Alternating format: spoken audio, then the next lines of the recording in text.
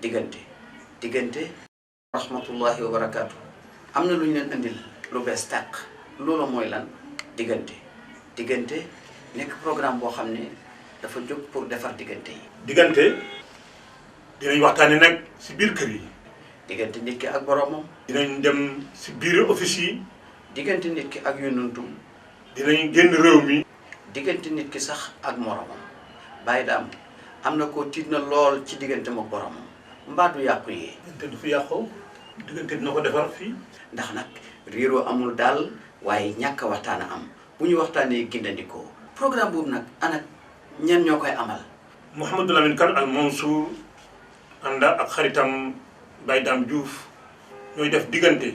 Gambian Talents TV. ñoo leen di indil programme bu mag boobule. dinañ ko indi ajuma bu nekk bu juróom-ñetti waxtu jotee ba juróom-ñeenti waxtu ak genn wàll. But I can verify.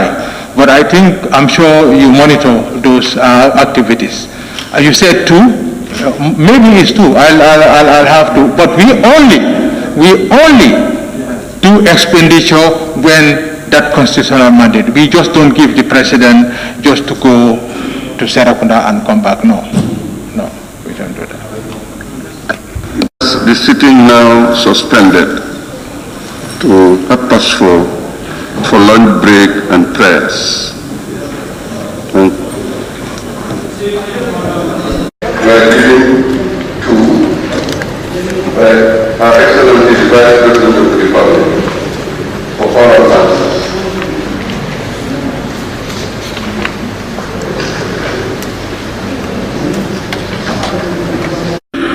Now to the question. Honorable Speaker, can Her Excellency the Vice President inform this August Assembly when will the street lights be provided in Brikama with the Wi-Fi and CCTV camera as promised by His Excellency the President of the Republic in 2017? Thank you very much. Honorable Speaker, I cannot tell you exactly when the street lights will be provided in Brikama with Wi-Fi and CCTV cameras as was promised by His Excellency the President of the Republic in 2017. However, it is important to state that the goal of the government under His Excellency Adama Barrow is to deliver a fully transformed Gambia that has a future, a country that is energy secure, food self-sufficient, and an investment-friendly destination that is doing business in the Gambia. Energy is part and parcel of the flagship programs of the Gambia's Development Blueprint, NDP 2018 to 2021.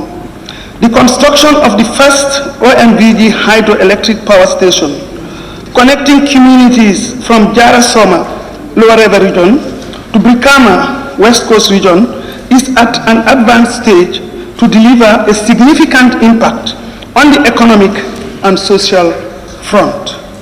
The Gambia is on the right track based on the current digital plans to begin to exploit and harness the benefits of information communication technology through the communications and digital policy of the government. The aim is to provide a more secured and enhanced connectivity to the world's digital economy as a means for modernization and youth empowerment. Already, Gamtel, in partnership with LIP Gambia in 2019, implemented a pilot project in Westfield and at the Independence Stadium during the last trade fair aimed at providing only limited Wi-Fi services to customers as a starting point.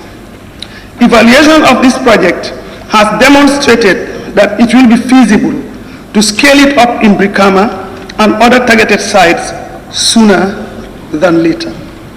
Government is still committed to its plans to help boost security and cut down on crime rates by improving the surveillance capacity of our security services while providing affordable and easy internet access. Thank you. You made it clear that you cannot state the time when this street light will be provided. But is it possible for the street lights to come in the absence of Wi-Fi and CCTV camera in the soonest possible time? I think the presentation is not giving you any timeline at the moment, because if you look at what is going on right now, there are a lot of this is about processes. It's not like you just pick the pole and pin it there and get the lights on. There have been assessments have undergone. You have seen also that there is a lot of effort being done. You have seen the poles lying down there. You have seen other things. So it's the processes and the procedures that are being followed that we cannot give you immediately that this is this date that it will be ready. But the process is on, and I think is quite evident by the things you have seen lying down as part of the ingredients for the process. Honorable Member for Brikama South. Yes. Second supplementary. Her Excellency, the emphasis... Any other honorable member who wants to supplementary? You take note. Yeah. Her Excellency, the emphasis is laid on the street light here. And if I can vividly remember, this promise was done in 2017 in your presence during the Meet the People tour. And this has raised an expectation. But interestingly, we are almost at the tail end. We are going towards the end of the term of this government, probably in 2021. But can you guarantee us whether before the end of 2021, we'll see the street lights in Brikama? The process is going on, and we are doing everything to make sure that it is available. It is a duty, a commitment undertaken by His Excellency, and you have seen it has been done for different communities in different regions, and we are seeing these things coming. It will definitely happen. That's all I want to tell you.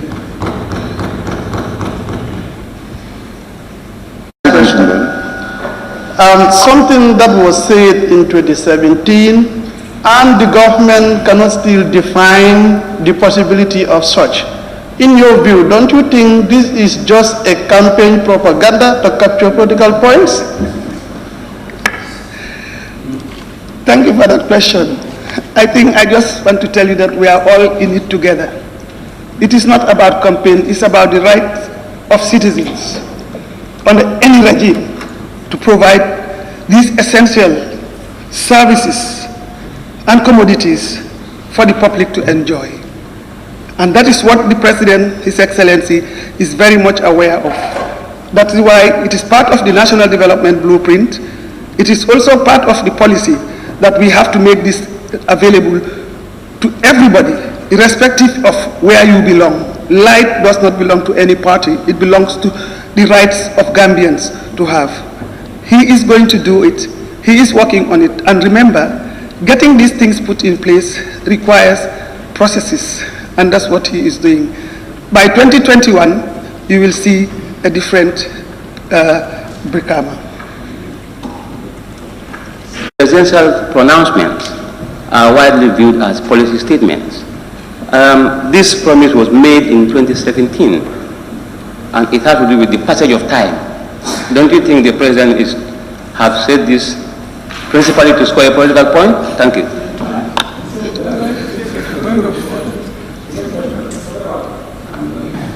Is going to come to Brikama, consider Airport Johnson, cover Yundum and Bishumbara. Thank you very much.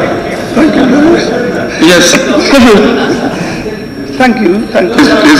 Honorable Member for Busumbala, is that a suggestion or supplementary?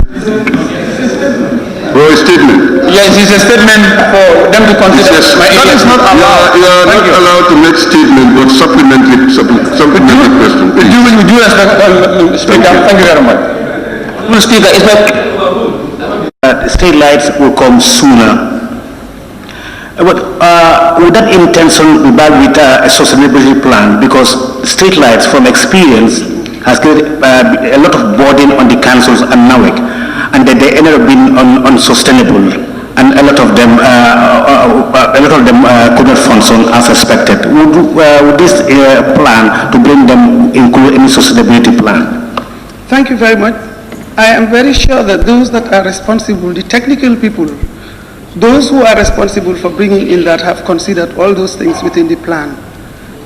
Seeing the fact that electricity, energy is a very important commodity for the business sector, important commodity for hospitals, important commodity for everybody. It's a right. I think once it is brought in, all those aspects will be taken into consideration. You said it's contingent on the Brikama to Soma, and also when you were talking about the infrastructure that is currently being planned to be undertaken even before the OIC. All these are matters of plans that have been put in place that will transform the Gambia in a way that we will present ourselves to the global world that we are ready for the OIC. Thank you.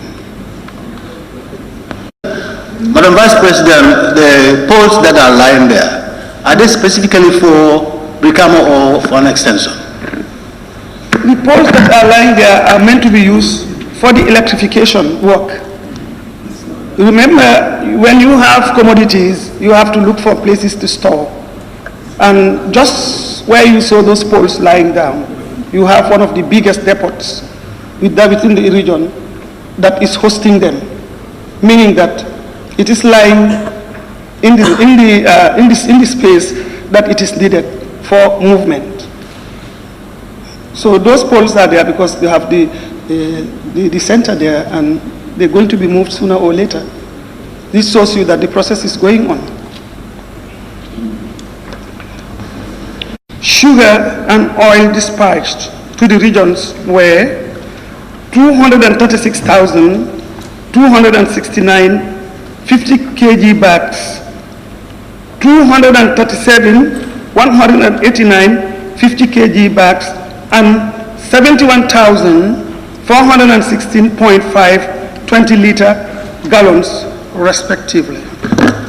On the distribution to the beneficiaries, a total of 194,292.5 50 kg bags of rice, 194,292.5 50 kg bags of sugar, and 151,105.5 10-liter gallons of oil were distributed. A total 163,603 households, that's 80%, as registered in the database hosted at the National Disaster Management Agency. A balance of 41,537.5 50 kilogram bags of rice, 42,896.5 50 kilogram bags of sugar, and 8,582.5 10 liters gallon of oil are yet to be dispatched. A balance of 29,220 50 kilogram bags of rice, 29,350 kilogram bags of sugar, and 8,474 20-liter gallons of oil are yet to be dispatched as the process is ongoing. The money acquired to fund the relief package is exclusively through the government of the Gambia budget sources, and a detailed elaboration of the process of how funds have been acquired is the prerogative of the Ministry of Finance and Economic Affairs to deliberate upon as the competent authority. Thank you. Assembly, whether she will endeavor to enable this assembly to access the information in terms of the sources of the money, the details. And also, in light of the rainy season that we are in, would you endeavor to expedite the process of distribution? Thank you. Indeed, as you know, the mantra of this government is about transparency, accountability, and good governance. And we are doing everything that we can as a government, as a representative of the people, and custodian of some of the things that are entrusted to the government, to ensure that everything that is being utilized, everything that is being used, will be reported transparently, will be reported on, and definitely you will have access at the right time when the report is ready. Because whatever we do is done diligently, accompanied by instruments of verifications and other forms of transparent processes. The second question, I know the rains are on the way, but I just want to tell you that almost, as I am speaking to you, is 80%. We have implemented 80%, and the process is still going on. Having realized the fact that there are certain places where the rain is catching up, there were preparations, contingency plans that were put in place, where most of the food that was left lying outside are put in stores. They are removed from all the areas that their vulnerability might be affected to a better place, and we are not even wasting time. As I am speaking to you right now, those areas that are left to be given was a matter of movement. As you know, this is one of the biggest humanitarian support that the Gambia has ever, in its history, received. And therefore, the logistics is quite huge. But a lot of efforts are being done to ensure that these things are moved safely, because there are internal movements here and there, and those internal movements are being moved from places where you know they have been supplied and the balance is left. We are moving them to the next steps. And very few places are left now. So you can be sure that we are doing everything we can, working together with the team to ensure that the rains will not destroy this very precious commodity that the people need at this COVID situation. Thank you. Vice President, inform this August Assembly whether they have mechanisms in place to ensure that there is fair distribution of this relief. Because we've got complaints of some families having half bags or having rice, not having cooking oil. Do you have the mechanism in place to ensure that at the end of the day you will account for everything, that there was fair distribution and extensive distribution? Yes, indeed. There are. And even before we started the operations, those mechanisms were put in place. We worked with a framework that looked at the whole population, the various types of families, the information, the data, and all the processes are in place. So the issue of accountability and reporting back is not a problem. It's a question of completing the exercise and then coming back to tell you this is what it is as the process is going on. But definitely the mechanisms are there. I have a concern. As the distribution is continuing, some of the villages in my area don't have rice totally. That is Jingwara Mustafa, Jingwara Manga, Malinanjai, Palol, Fula, and Jalal Samba. And basically, some of the villages like Jingwara, just last rain, there are some rain which have demolished some of their compounds. And maybe they are having their coupons, and those coupons will be even lost. So how soon will you try to distribute this rice and other commodities to those various villages? And in Kuntal ward, only Sukuta has oil. Apart from that, the whole of Kuntal, which is Kuntal ward, is about 86 villages. They don't have oil. Sukuta. Yes, they have oil, but the other rest of the other villages don't have oil, like Kuntal ward, which is about 86 villages. Okay. As I'm speaking to you right now, I think the matter was brought to the attention of the NDMA. I think you did that, or somebody. You did it. I did. Yes, and apparently it was not that they did not get their coupons. They gave them coupons. Yes. And you are saying that the vagaries of the weather have resulted in them losing. So the fact that you've called their attention, the systems we have in place will be able to trace it, and they will have access, they will get it. It was not those were not the only communities. There were quite a number of them. But as I said, there are internal movements going here and there. And those movements, you have to put all together. Now, when you come to Sukuta, the oil was the commodity that was scarce, and we could not assemble all of them together because we had to get people to bring them. And with the closure of some of the borders and all these things, it slowed down the process. Now there is oil. Oil is being pushed. It's not only in your area. All the areas that did not receive oil are now currently being received. That's why we are up to 80%. If not, we would have said we are almost 95 or 100%. So it is noted. We are following on it, and as I am talking right now, there are areas that are receiving all these supplies, and movements of oil is going to different regions. So it is going to be noted and emphasized more. We will follow it up. to be the fate of those villages in Lower Fladu West who don't still have their ration at all, like Boiram, Joben, Daslami, etc., etc.? Thank you. Yes, stock movement is in progress, although there are challenges, but we have agreed the formula is very clear. All those villages, those households are going to get, all those villages will be covered. And at the moment, last week, Friday, Saturday, we had the team, the whole team sitting down to assess where do we have the gaps, because as we move, like I told you earlier, this is one of the biggest humanitarian response that we are giving. And we are reaching out to 100% of the rural communities. Means that we are facing challenges. But 80% is already accessed, so the remaining will be done. It's in progress and it will be taken note of. Thank you. So many issues on this distribution. Some will go and queue, starting from 1 a.m. They will not get it the next day. So that's a problem. I want to ask, wouldn't it be better, or wouldn't you prefer, next time if you want to do a humanitarian distribution like this, to do cash transfer rather than the equipment? If a family is going to have a bag of rice, bag of sugar, or drum of oil, you convert that into money and then send to the person's account to get it there, then to avoid all these issues. Thus, wouldn't it be better to go in for cash transfer than item transfer? Thank you very much. Thank you very much. I think that's a very good question. Yeah. An observation.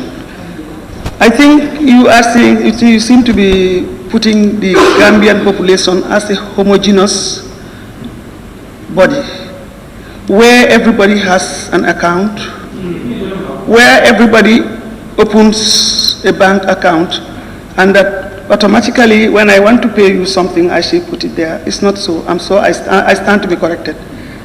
The Gambian society, looking at the experiences that we have seen around, it's not homogeneous. And both the questions that you have raised, the government has brought in both cash, because there is cash transfer that is being done now in response to COVID, supporting the government. There is also the humanitarian dimension, which is food, sugar, and oil, which is very much appreciated. They are benefiting at all levels, and we pray to the Lord Almighty that we do not have another COVID in our lifetime or even after that. We are doing this because we are all caught up globally in an unexpected situation, a very sad situation.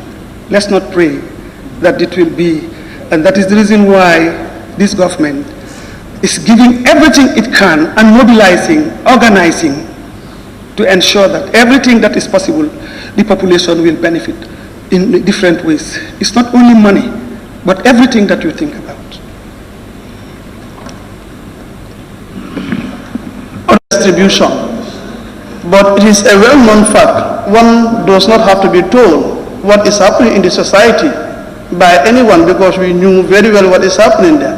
The distribution of this food package is not just fair, because one compound having 8 bags of rice, one compound, 8 or 10 bags of rice, that is not a fair distribution. So could you kindly enlighten this Honorable Assembly? What yardstick were you using to collect the data, and those who were involved in the data collection? Hence, I know that the councils were totally isolated in this situation. Thank you very much. I don't know what you mean by fair, but I'll try to respond to the question. Would you compare a family that is having the wife, the husband, and their 2 kids to a family with 30 siblings?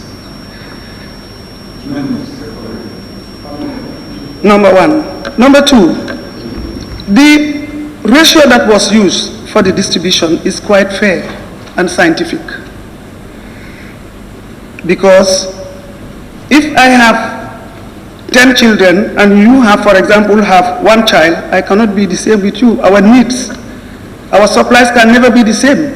So what you mean by fair is, I don't understand, but we have been following a procedure that responds and resonates with the formula that we have applied. We try to target everybody according to your size of your household. No. The the people who were involved in the data collection. Hence, we know that the councils were totally isolated. And what I mean by fair here, in a village, Honorable Vice President, in a village, others. Honorable member for Nyamina East, please. The Vice President is seeking clarification. No, please. I think we stop there. Then let her answer my second part of the question. No, Honorable member Nyamina East, let's stop there. I am saying those who were involved in yes, but I overrule, please. This parliament in the near future. For the diasporan to be represented in the parliament, because you have seen it in Senegal where you have parliamentarians who represent the diaspora. Since we are talking of for them to vote, they can also have right to be voted to be voted for. Thank you very much. It's a very important question, but like I told you, this is a very novel idea in this democracy. And like I told you, it is under the purview of the IEC. Everything has to be in place. We have to put all the mechanisms in place and all the other things. And this government, as a matter of fact, is aware of that. It's a process, it's a procedure, and we must get it right. So everything that we may want to ask maybe when things have happened, but it's a process and the process is going on. Thank you. Questions provided by the members of the National Assembly. Thank you very much, Your Excellency the Vice President. Thank you. Please. Thank you. Public Service Pensions Bill 2020 by Her Excellency the Vice President. Where was it? Yeah, this was written. Honorable members may recall that the Public Service Pension Bill 2020 was tabled by Her Excellency the Vice President on Monday the 6th July 2020 and it was seconded. However, the objects and the reasons if the bill was missing and the debate was suspended pending on the submission of the missing part. This was submitted and circulated to all honorable members for records, and I would now invite Her Excellency the Vice President just to read the said objects and reasons of the bill. Thereafter, we will continue on the debate on the general merit and the principle of the bill. Honorable Vice President, please. Honorable Speaker, I herewith read the objects and reasons of the bill, Public Service Pensions Bill 2020. This bill seeks to achieve the cardinal principles of a highly motivated and performing civil service. As part of the Civil Service Reform Program 2018 to 2027, the Personnel Administration Regulations, rules and procedures must be in accordance with good and standard practices. In addition, as attraction, retention, and attrition of highly trained and professionalized personnel is critical to the effective and efficient performance of the civil service, the bill seeks to address these long-standing issues in the civil service. It is thus expected to promote effective service delivery across government through the motivation and retention of skilled and professional staff. Government, cognizant of the fact that in as much as it must provide decent pay for all public servants, it is equally important to guarantee a decent livelihood for retirees at the end of their active service. This is a key motivational factor for people to stay on their jobs and contribute effectively to any role they are assigned to carry out. The bill seeks to centralize the pension administration with a view to making the process of pension and gratuity payment less cumbersome as it is currently the case. The bill will repeal the 1950 Pensions Act and will introduce a contributory pension scheme as opposed to the current non-contributory scheme, thus addressing a number of limitations of the current Pensions Act 1950. Thus, the bill seeks to introduce a new procedure for the management, administration, and processing of retirement benefits to ensure not only the improvement of pension entitlements, but also the efficiency of the process of pension payment. Thank you. Clause 67(1) in bracket of the standing order, I will now open the floor for debate on the general merit and the principle of the bill. Any honorable member who wishes to take part in the debate may do so by raising your constituency tag. Observe.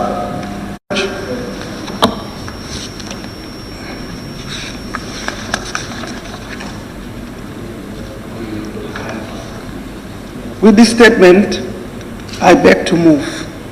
Honorable Speaker. The bill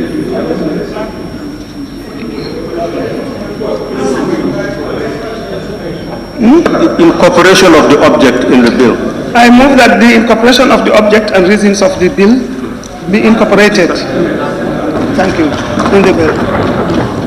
Yes, thank you. I rise to second the motion. And in the same vein, I wish to express a few remarks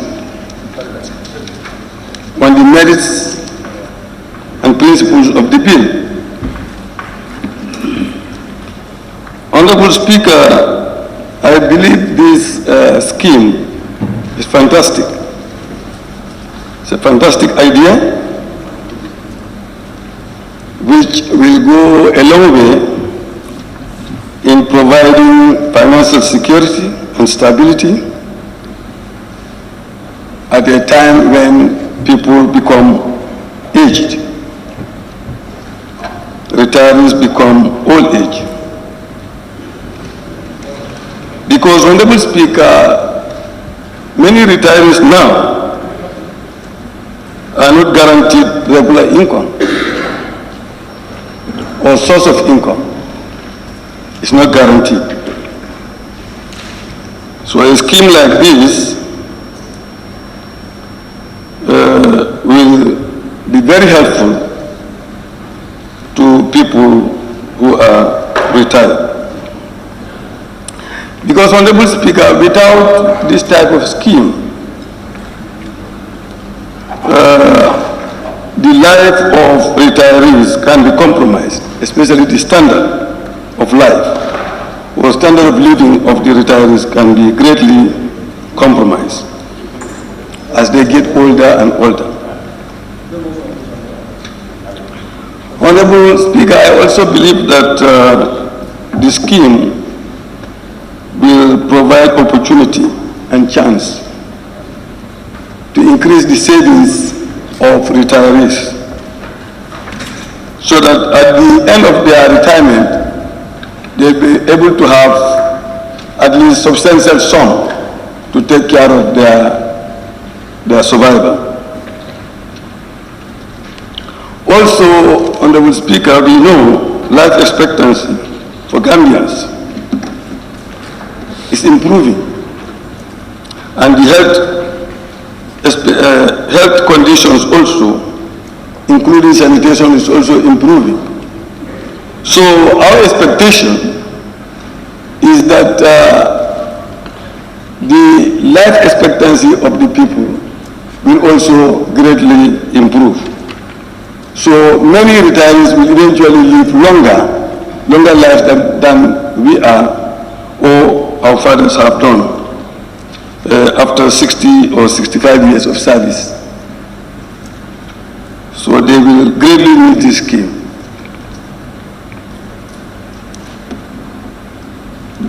Honorable Speaker, I believe this scheme has put or should put into consideration not only the rising cost of living now, but also inflation. Because what is happening is that inflation is always increasing, and the cost of living is also increasing, but the retirees, therefore, are receiving less, because by virtue of what they receive, when inflation is increased and that is not put into consideration in their pension, it means that life becomes harder for them. So I believe that this particular scheme should put into consideration the inflation and the cost of living that we are expected to, or we are expecting. Honorable Speaker, I also think that this scheme, I don't know how it looks like it is only meant for civil servants, but I was thinking of people who are not in the civil service, people who are not in the private sector, who are not benefiting from the social security scheme. If they will be able to participate in this scheme, because it's meant for saving at an old age. So I was thinking of, for example, small traders and farmers, if they can also be allowed to come into the scheme and participate in it, with a view to safeguarding their age, their old age. When you go into the bill, Honorable Speaker, for example, in section 15, where he is talking about pensionable emoluments for computation of benefits, the gratuity of a public officer, that is pensionable emoluments that is received by the pensioner within the 36 months preceding retirement shall be used to calculate pension or gratuity. So I was thinking, why not the last year of the pensioner's income be used to calculate the emoluments rather than the 25-month span. I was just thinking, you can think of that. Also, when you go to section 17.2, it is saying almost the same thing. It is the final pensionable emoluments for each complete month of pensionable service. So why not we use what obtains in 17.2 for section 15 for them to be consistent? That's something I was thinking. Honorable Speaker, in section 18 as well, you have dependents pension. He said subsection 3A, if the deceased public officer leaves a widow. So I was thinking maybe some of these things are cut and paste. Sometimes they may not agree. We need to know that our culture is a bit different from some of those countries because it's polygamous. Many a time a man will die but is leaving 2 or 3 or 4 women behind. So instead of a widow, we should say widows to ensure that all the women are involved.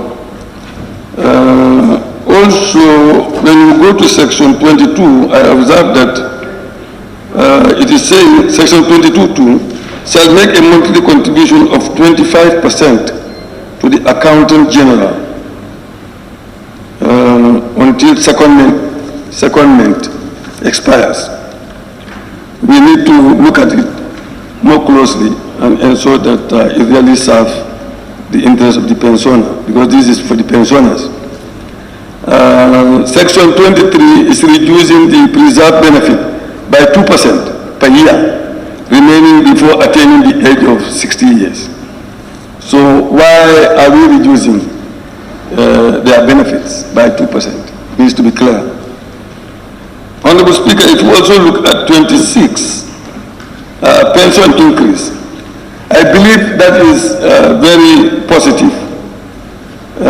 So many pensioners are suffering because, like I said, while inflation is going up, pensions are stagnant, and therefore they cannot meet their minimum cost of basic commodities when it comes to buying basic commodities. Like I said, basic commodities are going up, but pension is stagnant, and therefore these people, everything that they receive is just going into buying food, for example, for the family.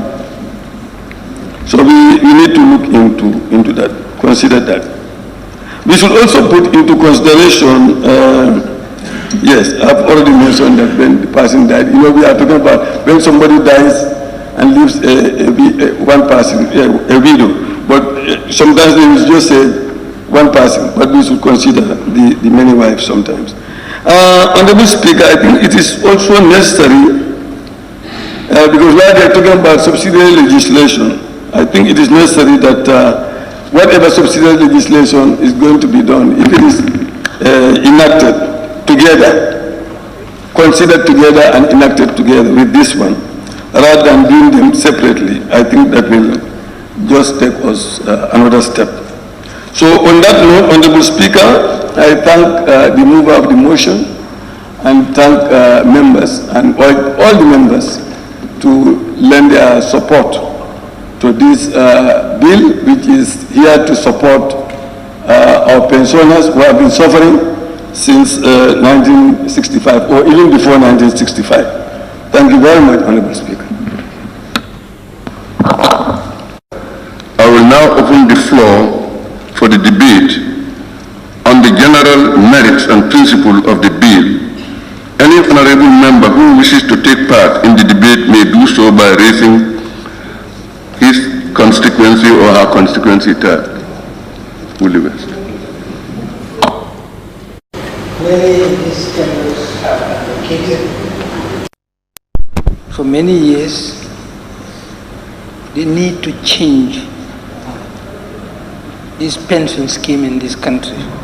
For this was a republic where people would work for 20 years, 30 years, and at the end of their service they live their lives in destitute.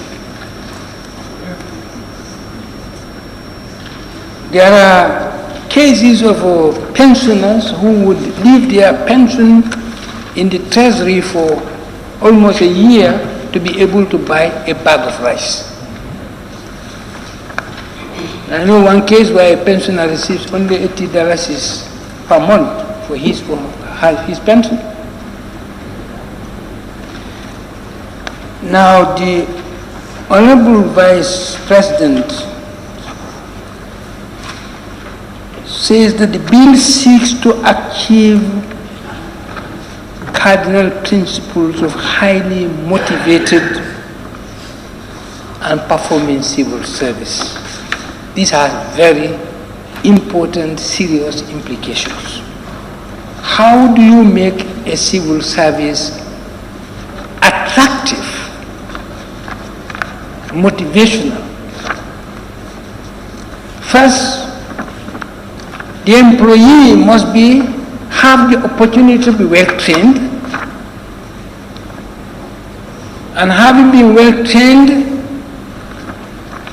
giving a job for which he or she is qualified, not to be a round peg in a square hole.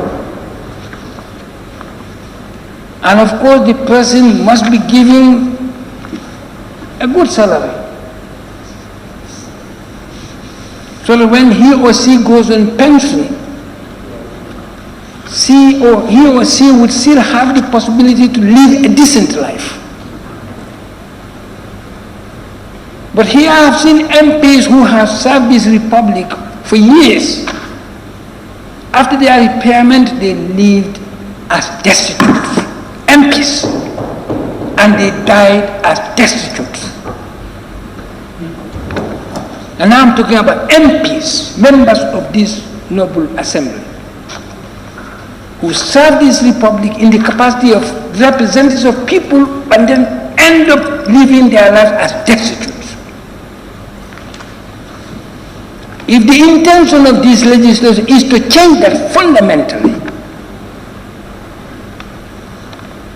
then we must be very happy. It is said that it is never too late for reason to prevail. But to be able to attract highly qualified people into a civil service, as currently obtained in this country, most people are working in the private sector because that's where they get better pay. Highly qualified people go elsewhere to work because that's where they have better pay.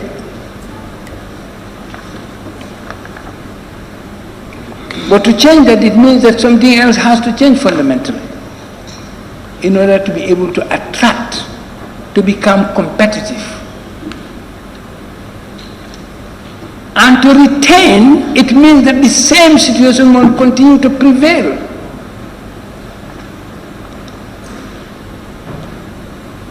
You must just not be stuck in one place, but you will keep on developing and moving upwards. But in terms of receiving salary, in terms of cultivating yourself to become always a better servant of the people. And to stop people going away, it means that the situation must change fundamentally. So this bill has a lot of work to do, because it has come to deal with a situation which is so bad that it only needs overhaul, not amending, but overhauling the whole system, not changing anything, but to sweep it away and put in its place something better, something which is better for a sovereign person, a sovereign qualified person belonging to a republic. So we here, we also have a job to do. We have to look at this piece of legislation very critically and make sure that what was not there before must come in for us to have people, sovereign citizens who will have the right to serve their republic decently and live decent lives in the service of their people. That's the only way they can earn well. Member. All right. The agreed is 4 minutes and then... Okay, I stop here because where I stop, some other people will take. My friend from Lower Nyon will take it from there. Thank you.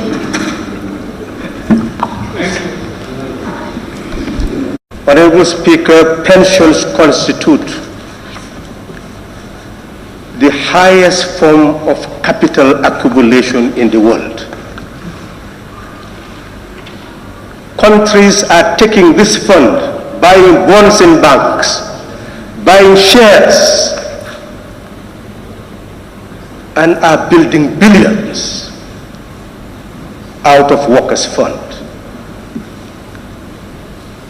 For over 55 years, you are deducting money and you are not investing it anywhere.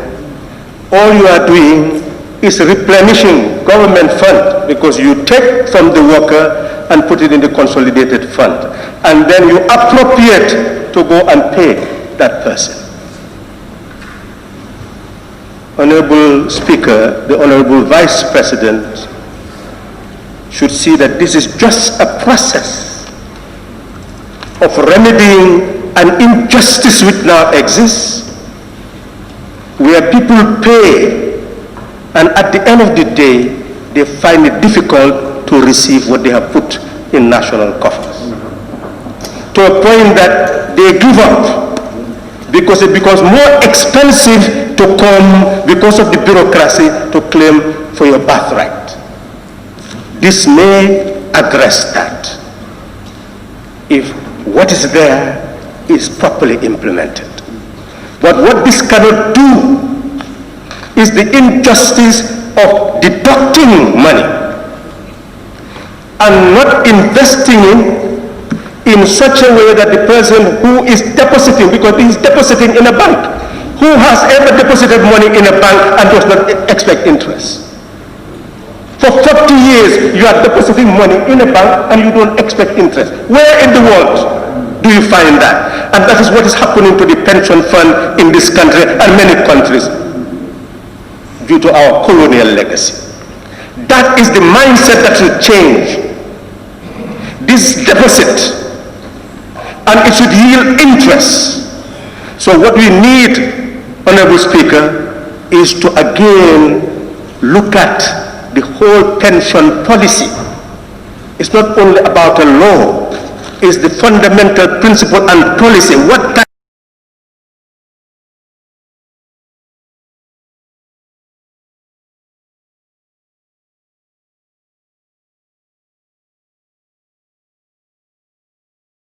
barakaatu am na lu ñu leen andil lu bees tàq loolu mooy lan diggante nekk programme boo xam ne dafa jóg pour defar diggante yi. diggante dinañ waxtaane nag si biir kër yi.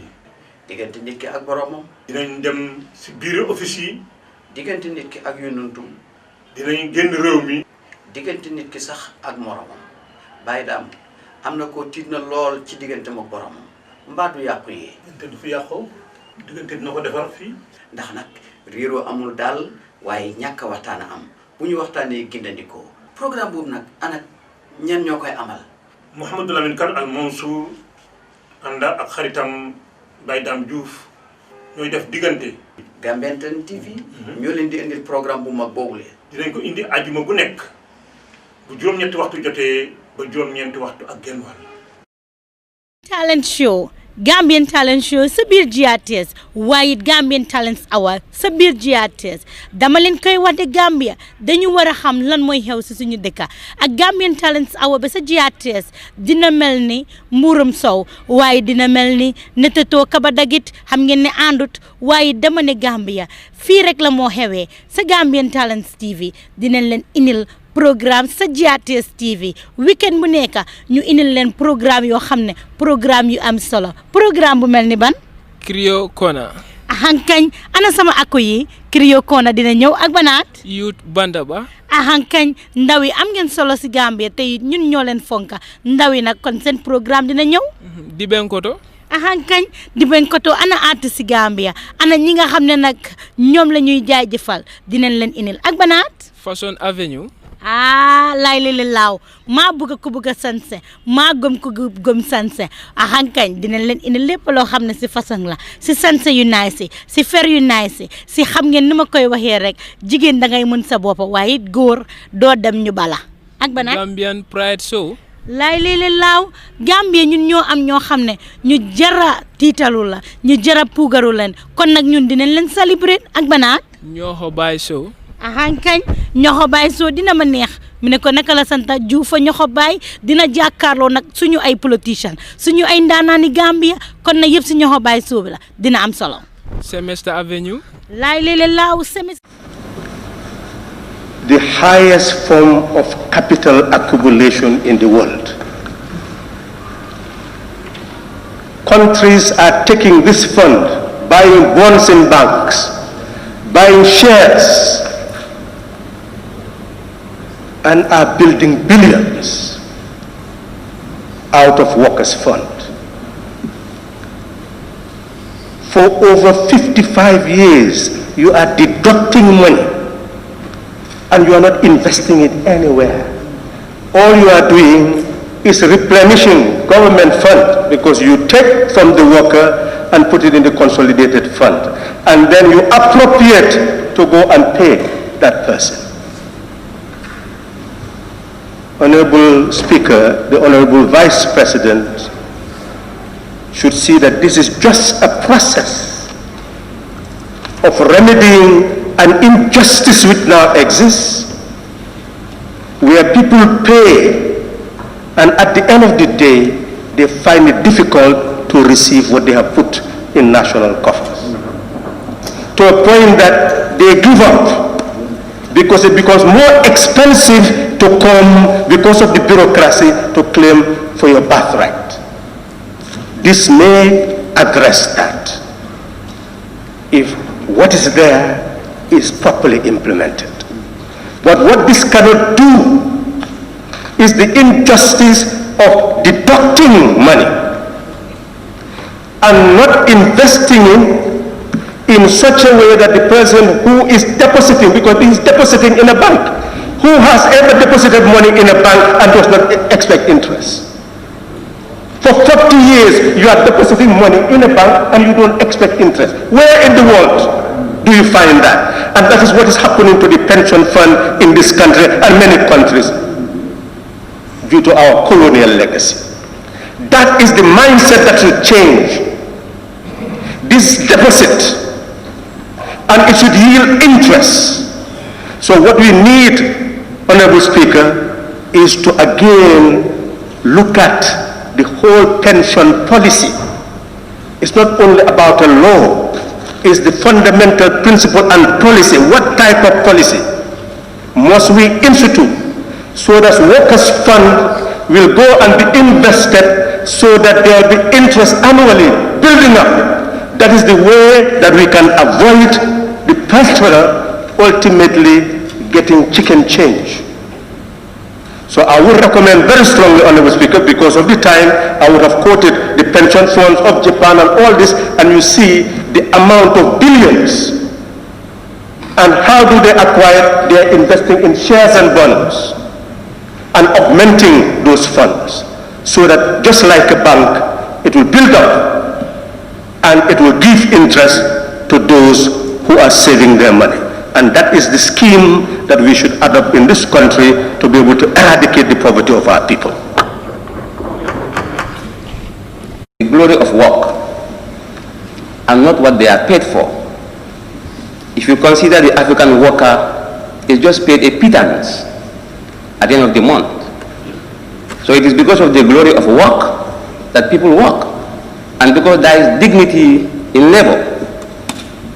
Honorable Speaker, I must thank the mover for having the foresight to bring this important piece of legislation before us.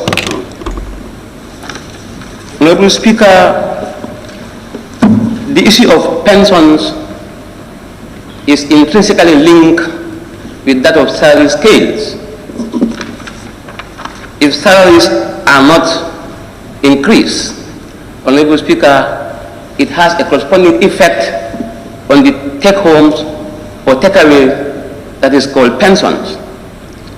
Honorable Speaker, for far too long, our very industrious workers have been wallowing in abject poverty, if you like, untold suffering after long years of hard work. And I believe fervently this bill has come to put a smile on the face of our hardworking men and women. Honorable Speaker, the prayers sought in the bill are self-explanatory. And according to the mover, with your indulgence, the bill seeks to centralize the pension administration with a view to making the process of pension and gratuity payment less cumbersome as it is currently the case. Honorable Speaker, I have a question for the mover. According to this sentence that I have read, the bill seeks to centralize the pension administration with a view to making the process of pension and gratuity payment less cumbersome. I believe if it is centralized, it will make it more and more cumbersome. It should be decentralized so that those in Basi will not have the recourse to come here. Those in Mansakongo will not have the recourse to come here. If that is done, when it is decentralized, that will make it less cumbersome. I think it must be an oversight. Having said that, Honorable Speaker, our hard work.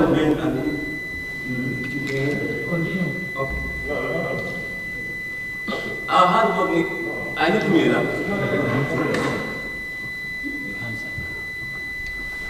I used to be compensated for the time loss, as it pleases you. Yes, Honorable Speaker, contemporary trends in Africa and the wider world have seen instances where pensioners' funds have been abused time without number. And I think this is very unfair to our hardworking pensioners. Honorable Speaker, it goes without saying a worker isn't paid according to how he or she works, but there is need for a worker to be compensated. Honorable Speaker, this bill has just come to address a 7-decade problem that we have been grappling with. Because according to the Vice President's objects and reasons, this was enacted since 1950. 1950 to date is 7 decades, 70 years. So this act is quite obsolete, if you like, it's archaic. And I think it will go a long way in putting a smile on the faces of our hardworking men and women. And Honorable Speaker, when people are due for retirement, they expect a takeaway, that is to take to their families. And I will impress on the Vice President to make sure when these retirees are due to take their takeaways, make sure it is held expedited. With these few remarks, I want to thank the mover for a job well done. Thank you. Banjul, for you perfect. Yes, go ahead, please. Honorable Speaker, this bill is timely. It's long overdue.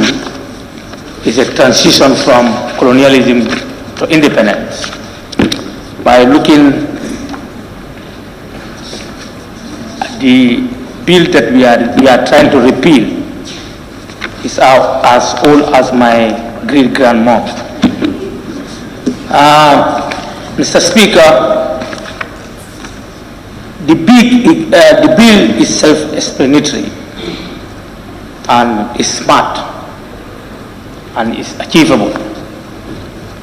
By looking at it, is centered on civil service reform from 2018 to 27.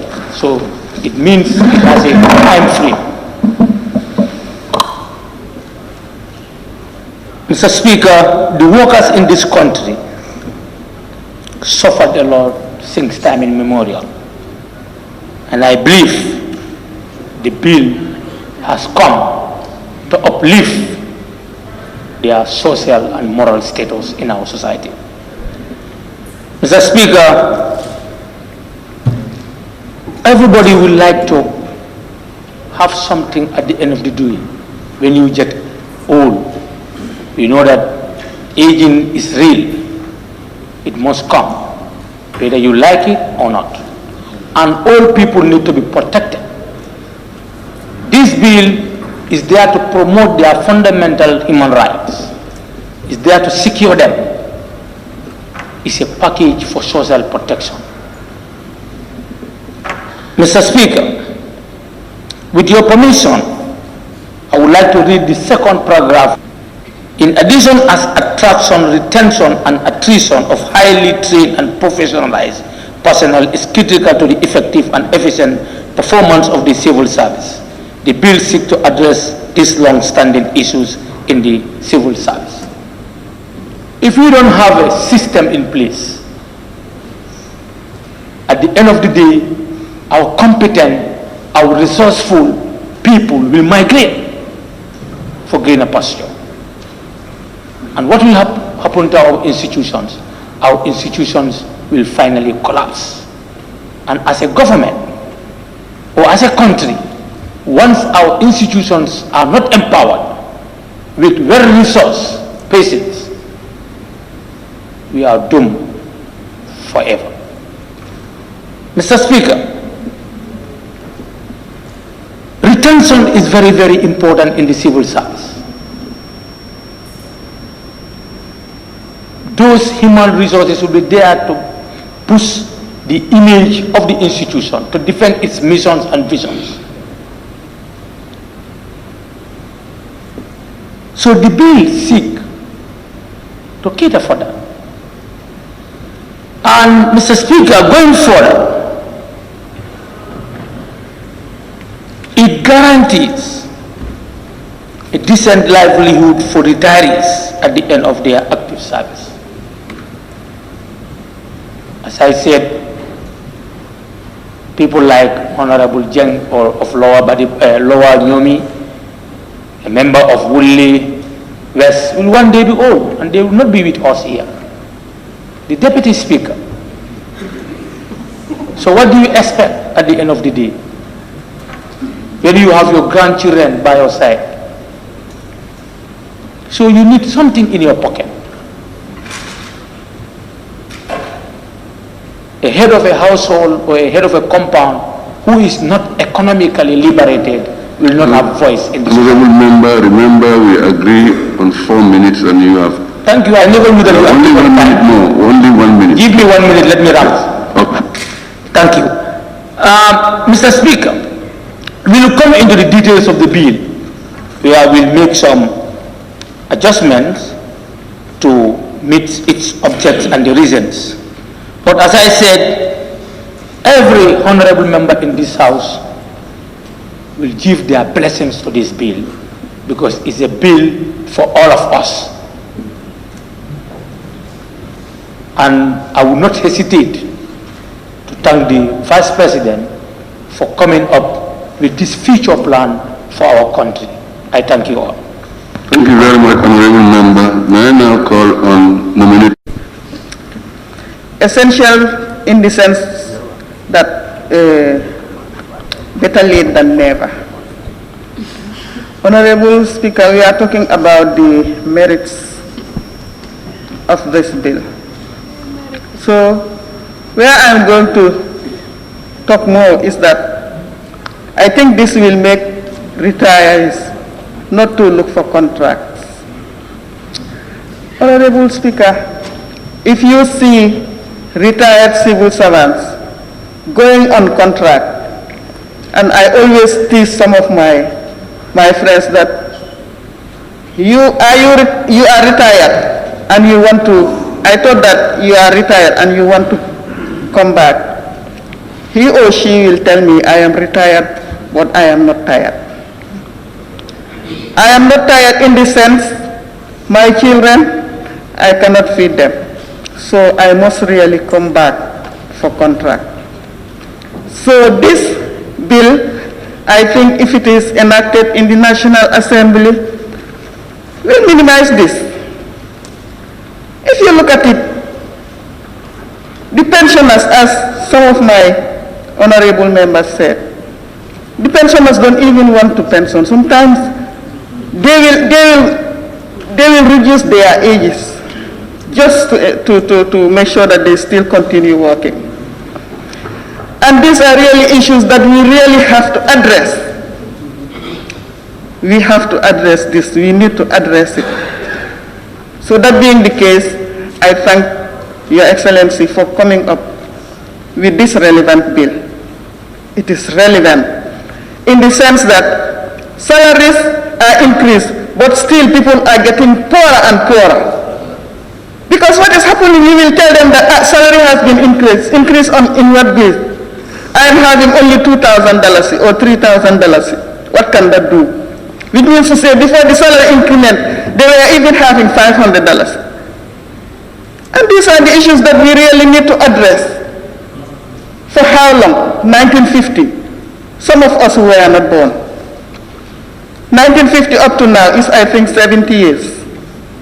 These are things that we really need to talk about. These are the principles and merits that we have to talk about, and we will deliberate more on the debate process after it is referred to the relevant committees. I don't think anybody here will say no to this bill. We want our people to prosper. We want them to progress. Nothing is better than retire and going to your bed, staying, knowing that tomorrow I will have a bowl of food or a plate of food on my table. But if that is not available, even those who are working, the civil servants now working, they really need more because they eat their salaries before they receive it. I didn't know. When I told somebody, can you please borrow me 500? He told me, I ate my salary before I received it. So what does that mean? Really, we need to alleviate poverty. We cannot say that we cannot alleviate poverty. What we can, if we prioritize, strategize, and plan properly, we will definitely alleviate poverty. This country has a lot to, we can do so many things. We have natural resources. We have our people who can work for the betterment of our civil servant. I think, Honorable Speaker, I don't want to talk more. The debate proper is on the way, and I am really ready to talk more on this bill because I really support it, and I thank you all for your attention. Thank you, Honorable. Before I proceed, please allow me to thank the mover of the bill, Her Excellency, for bringing what an important bill before this August Assembly. Honorable Speaker, our civil servants deserve better. But it could be noticed that poverty in the civil service begins at the retirement.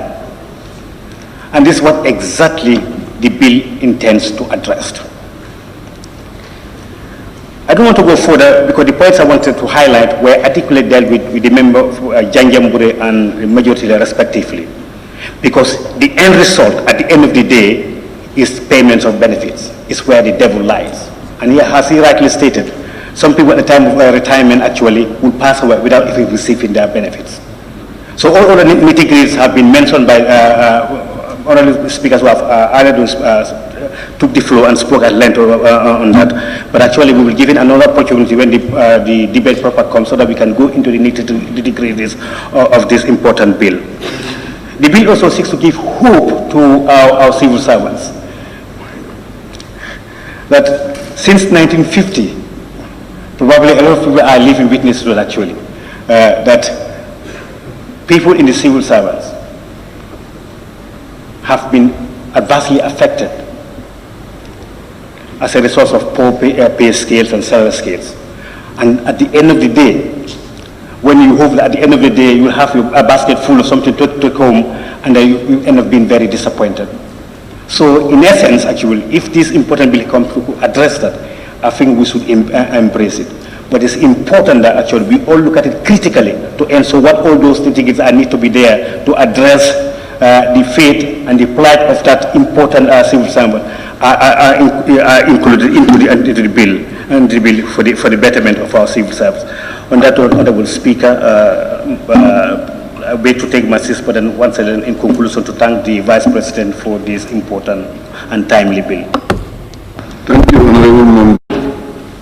Page 92, Section 169, Protection of Public Servants. No public servant shall be victimized or discriminated against, either directly or indirectly, for having discharged his or her duty faithfully and according to law, or be removed from office or reduced in rank or otherwise punished without just cause. I am following the step of the last speaker. Madam Vice President, you have a very heavy load on your shoulders.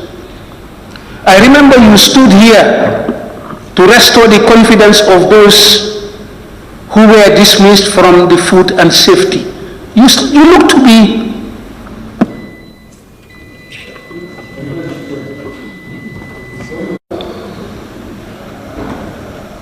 a person of hope in the sense that you come to salvage a lot of the sins that would have been committed. Someone quoted the second paragraph of the objects and reason, and I am compelled to quote it further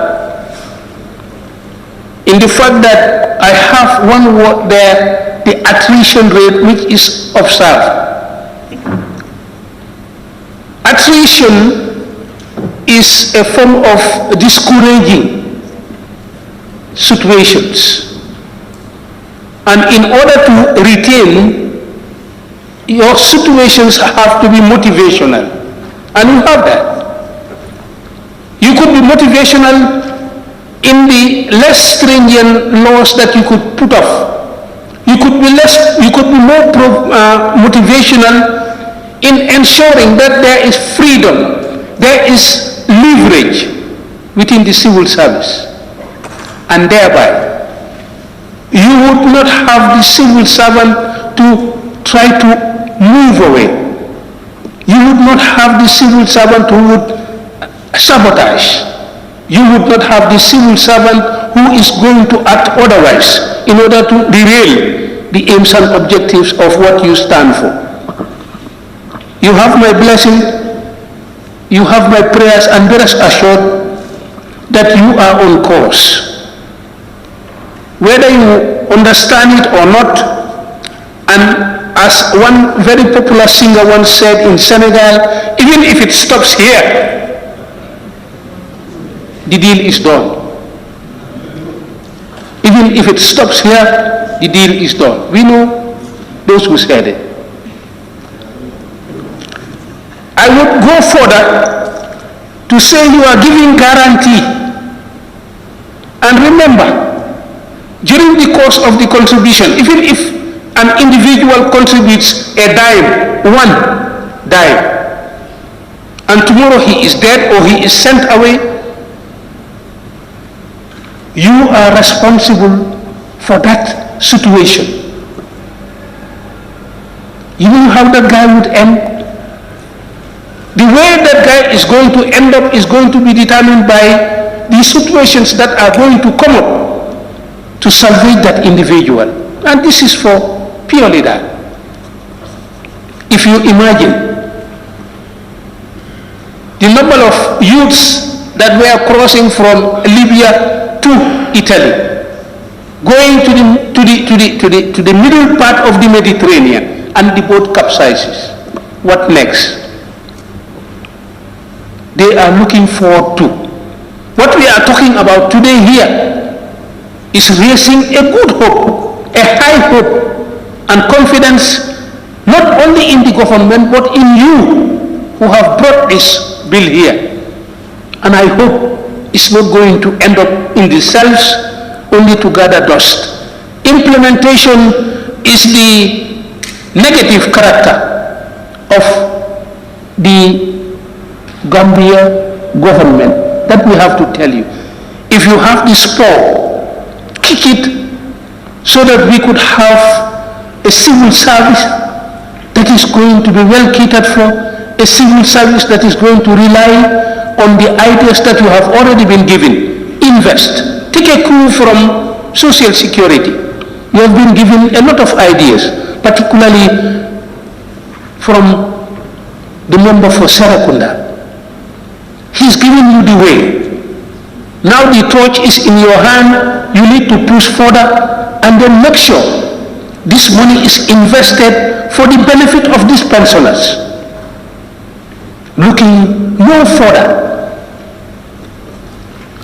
we have seen in the social security those who are working are benefiting much more than the pensioners themselves. We have seen that. Building story buildings, building homes so attractive, which the pensioner cannot do. What is going to be your stand on that? Thank you very much, Honorable Member for Lower Newmi. Your time is up. Madam Speaker, Honorable Speaker, Madam Vice President, you have my support. Be rest assured. Thank you very much. At this juncture, I will now invite Her Excellency the Vice President to respond to the issues raised and one of the debate. Your Excellency, the Vice President, please.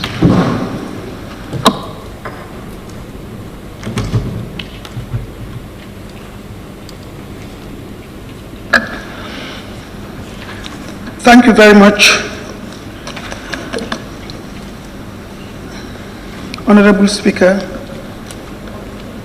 Thank you very much, Honorable National Assembly members, for such great deliberations on a matter that is of fundamental importance to the rights of the population particularly those who are within the range of the current discussions on this bill.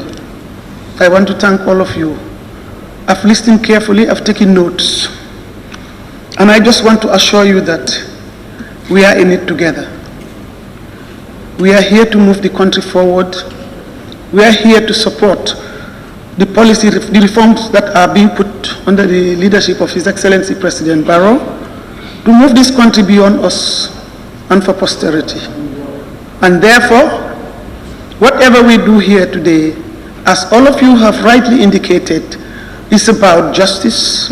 It's about recognizing the fact that people have invested their energy from the youthful stage to the point that they have reached retirement and therefore need to enjoy this retirement under the shades of their houses, their trees, or wherever they may find themselves. I am very much touched by the unity of purpose and direction and the objectivity of this debate. I want to take this opportunity to thank all of you, and I feel that the Gambia is going to move forward and we will all move it together. Thank you very much. I have few comments to make because I've taken detailed notes and my team of experts are also with me. I know that the bill, this is going to be subjected to the committee, which is the right procedure, and all the issues that you have raised will also be taken on board, and clarifications, including other information that you may bring in. We are together because we cannot do it alone, but it is the intention that matters, and that's what we have brought here. At the end of the day, you are going to be the custodians of this bill because you're going to pass it for the betterment of humanity, of which we are all in it. I would want to bring in certain issues that you raised and have been guided by the technical experts.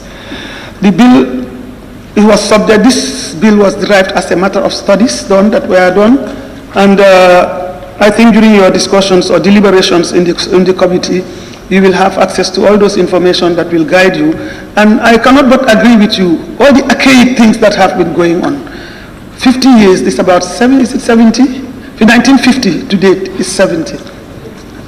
It's 70 years. I think that's too long.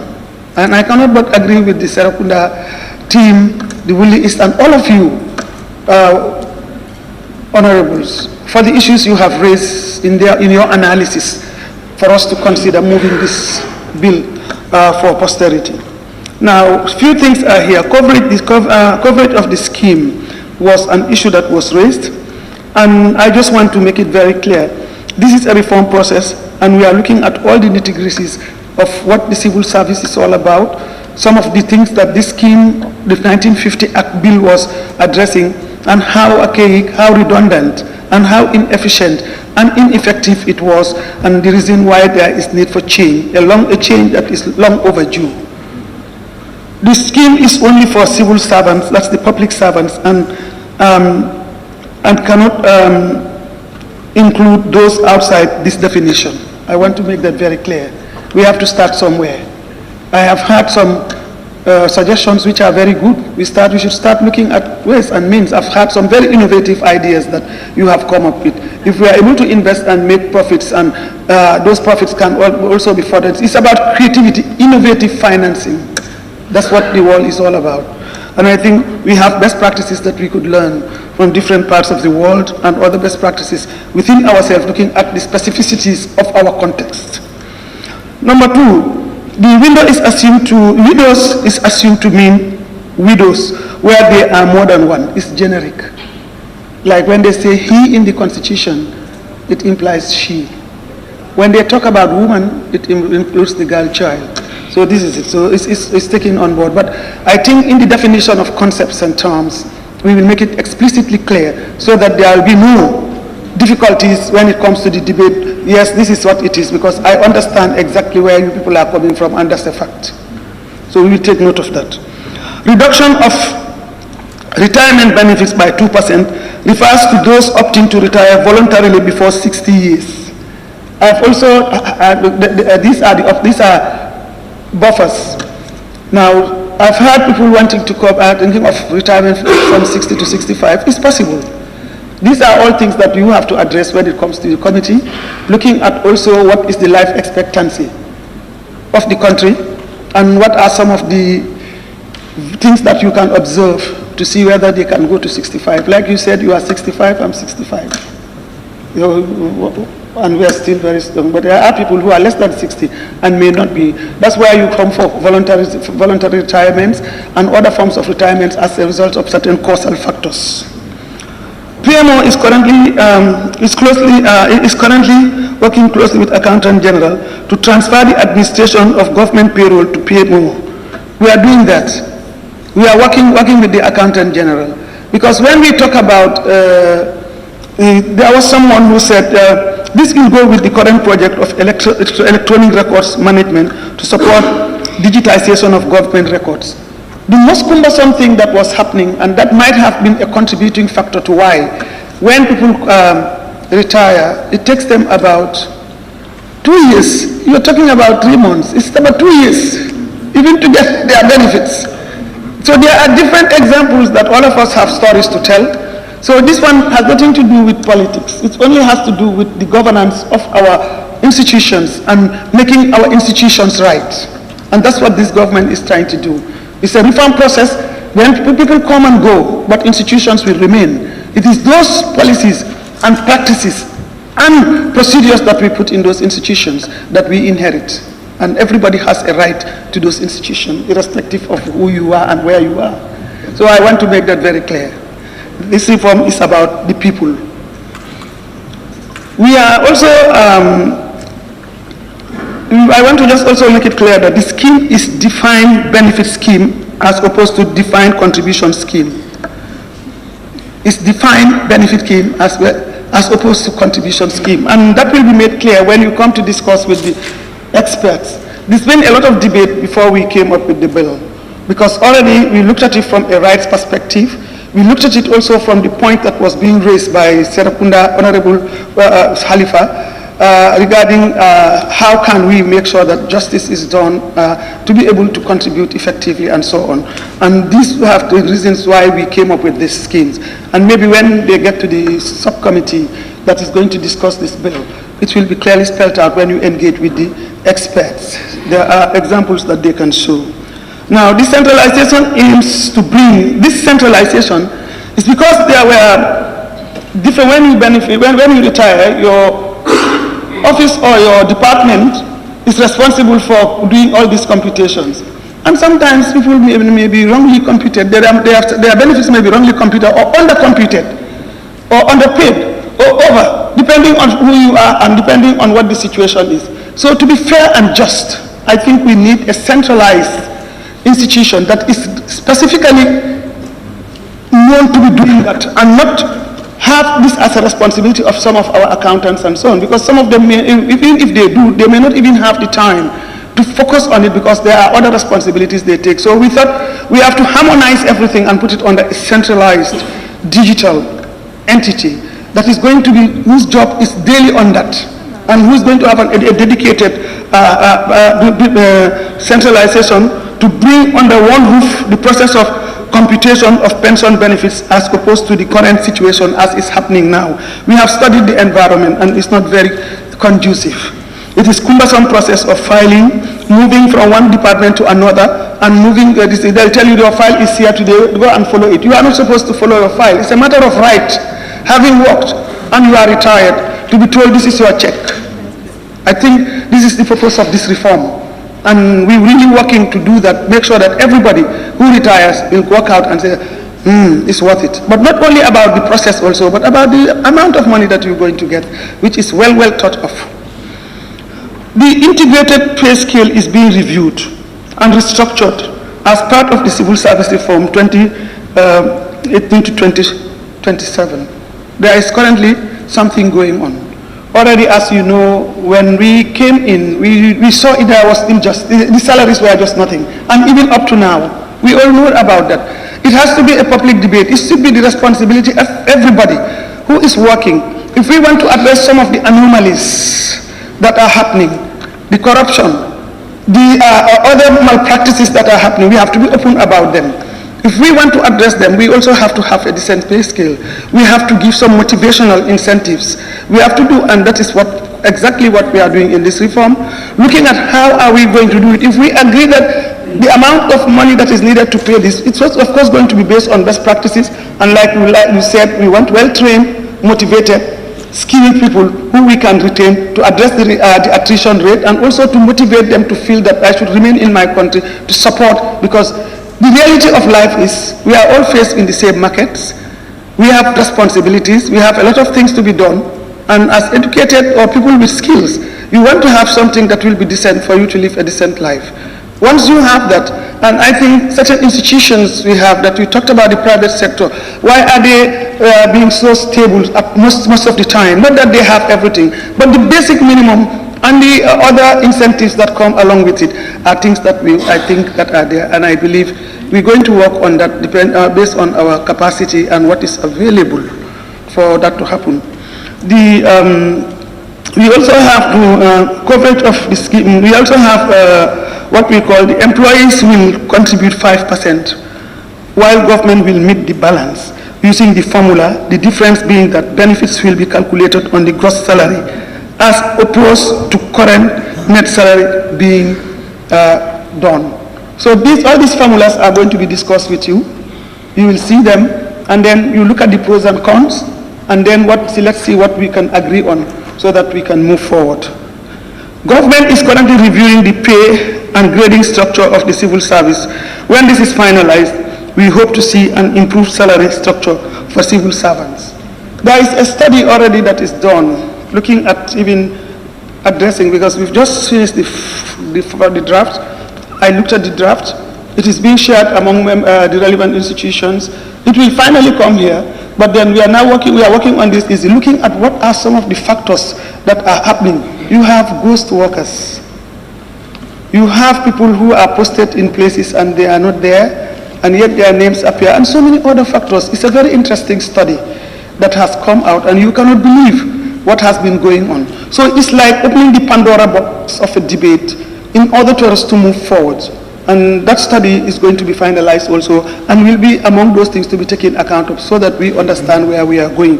It will be done, and as you rightly said, the salaries are grossly inadequate. But whilst it is inadequate, we must remember also that we have to look at the current context. We are caught up with COVID-19, and we are caught up with a lot of things. So the whole global political economy has changed, and is going to affect the way we're going to do. But despite that, as a country, we can come up with innovative ways and means, learning from your great minds how we're going to move forward with this process. We count on you when the debate opens, when the select committee is meeting, and when it comes to the House, so that you put our minds, do your research, so that we get the best for this bill that will transcend our own generation. And I appreciate the fact that some of you are talking beyond yourselves, and that's what is expected. For this new Gambia, we think beyond ourselves to set the context to be remembered for the great contributions that we might have done for our population. And I believe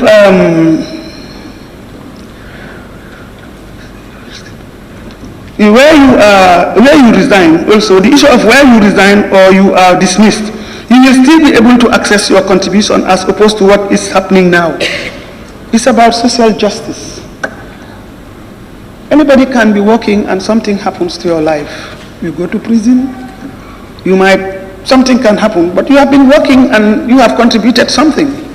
So that contribution, as a matter of fact, is your right to access. You are a human being. We all, in our lifetime, may go through difficult challenges or might have changes in circumstances.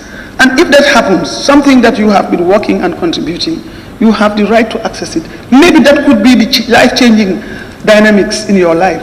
If you have those few dollars, it can make your life a better thing. So these are things that this bill is doing. It's a very revolutionary bill. It's a bill that is actually addressing the injustices. It is the bill that is also recognizing the fact that life is a changing dynamic, and we have to look at that, and we cannot be constant, as 70 years is really a long piece of time. I think it is high time that we all put our heads together and do it, And we will definitely be coming back, looking forward to this bill being looked at critically. I am really appreciative of the support that you have brought to it. We are all in it together. It is our country. It is our civil service. The retirees are our people. These are the people, and any one of us are working towards that. We will all be, those who are not, we are happy not to be part of it because we want to give better things to our children. We want to give better things to the next generation. I may not be qualified, some may not be qualified, but the majority will be qualified. So for those of us who are not qualified, we have to work to make it better for the people. What we have suffered, we should not allow others to suffer. And therefore we must sacrifice. So that when the bill comes, it will affect almost 80% of the population, but 20% may not be, but that's the legacy we want to leave behind to the population and to our country and to our institutions to ensure that we move forward with the country and work on very strong democratic principles, fundamental human rights of people and freedom to ensure that whatever we work for, we enjoy. And this is what I want to say for the moment. I thank you all for giving me this opportunity, and I thank all of you for this fruitful debate. Thank you very much.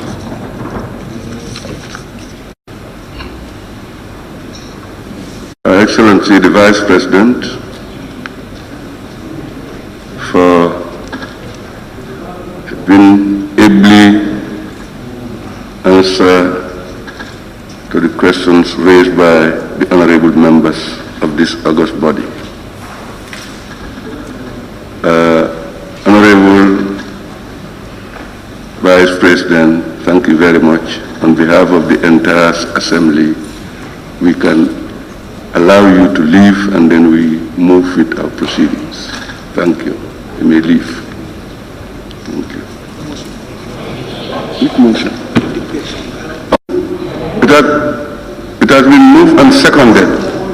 Motion. The bill entitled to Public Service Pension Bill 2020 be read a second time.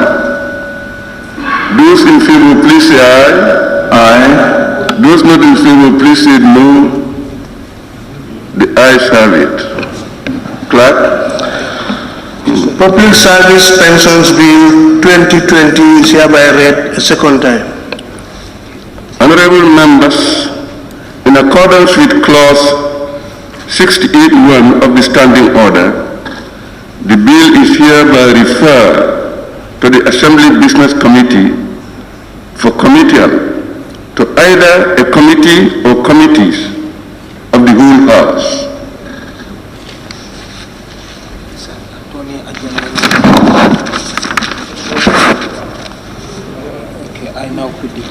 Honorable members, I now put the question. Be it resolved that this August Assembly do stand adjourned until Thursday, the 16th July 2020 at 10 a.m. Those in favor, please say aye. Aye. Those not in favor, please say no. The ayes have it.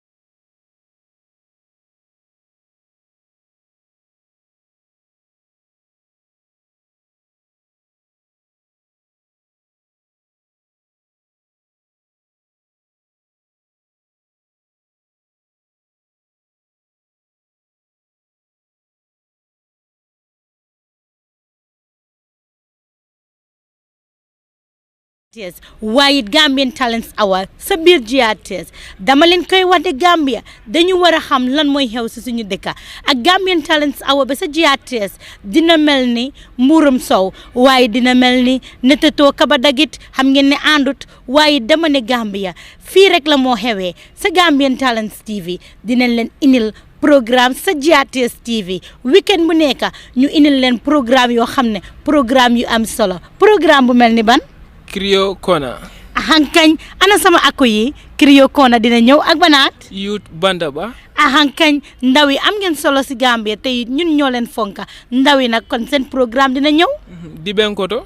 ahankañ di benkoto ana artiste si Gambia ana ñi nga xam ne nag ñoom la ñuy jaajëfal dinañ leen inil ak banaat Fashion Avenue. laay li laaw maa bëgg ko bëgg a sanse maa gëm ko gëm sanse ahankañ dinañ leen indi lépp loo xam ne si façon la si sanse yu naay si fer yu naay si xam ngeen ni ma koy waxee rek jigéen da ngay mën sa bopp waaye it góor doo dem ñu bala ak bana Gambian Pride Show. laay li laaw Gambie ñun ñoo am ñoo xam ne ñu jara tiitalu la ñu jara puugaru leen kon nag ñun dinañ leen célébrer ak banaat Ñoxo Baay Show. ahankañ ñoxo baay soo dina ma neex mu ne ko naka la santa Juufa ñoxo baay dina jàkkaarloo nag suñu ay politician suñu ay ndaanaani Gambia kon nag yëpp si ñoxo baay soo bi la dina am solo Semester Avenue. laay léeg-léeg laaw Semester Avenue daa may neex ma leen ay dalal di jàkkaarloo yéen si li nga xam ne mooy airport bi di face à face ak yéen si fi nga xam ne mooy seeni kër Semester yi yéen la de dama ne yéen ñii yéen ay jàppale Gambie ak banaat Gambian Talent Forum. Gambian Talents Forum am na solo bu baax a baax fii la ñooy waxtaanee politique fii la ñooy waxtaanee li nga xam ne mooy dajji paquet yu eesi lépp loo xam ne xew na si Gambia te it gars yi ragal nañ koy wax dinañ ko faram-fàcca dinañ ko jël nag servi ko ak yéen def ko comme que boobu la ko ni nga koy servé ak banaat Lenoon ko dengal. ahankañ sama mbokki poli ñëw leen ñu jaayu poli yéen a ko yor kon nag gars yi si leew la ko jëndal dina am soxla bu baax a baax ak banaat Meññanta. Ibrahima Ba Mama Koto suñu paa bi dama ne mag baax na si kër waaye Ibrahima Ba Mama Koto dina leen jàngal lépp loo xam ne nama ngeen ko si àddina lépp loo xam ne soxla ngeen ko si soo leen ay dox ñu indil leen ko ak lanaat TRRC Review. TRRC Review dina am solo dama ne TRRC ba lu fay xew bari na waaye dina leen ko indil faram fàccal leen ko lenga yenga yi wax ko ba mu jeex ak lanaat Pulo Ardo Show. soo Pula Ardo borom nag ak meew moom moo leen naa indil entertainment full force kon nag dina neex dina am solo yëpp sa GRTS weekend bu nekk toog leen xaar ñu indil leen GTTV special hour si Gambia radio and television services mooy GRTS kon nag toog leen Gambian Talents Hour sa GRTS. You guys will watch the Gambian Pride Show and other shows on Gambian Talents TV every weekend at GRTS. So stay tuned and watch GRTS for all your programs on Gambian Talents.